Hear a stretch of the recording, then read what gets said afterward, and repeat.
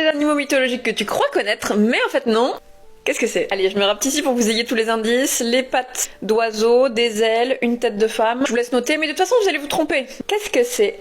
Il s'agissait d'une sirène. Eh oui, puisque chez les Grecs, durant la Grèce antique, les sirènes, ce sont des femmes oiseaux qui chantent. Ça explique un petit peu plus le mythe d'Ulysse. Et donc quand on cherche des représentations du mythe d'Ulysse, on retrouve bien à l'époque grecque la représentation des sirènes sous forme de femmes oiseaux. Avec Ulysse là qui est attaché sur son poteau pour pouvoir résister au chant des sirènes. Mais alors pourquoi est-ce que nous on a des femmes poissons aujourd'hui dans notre image collective?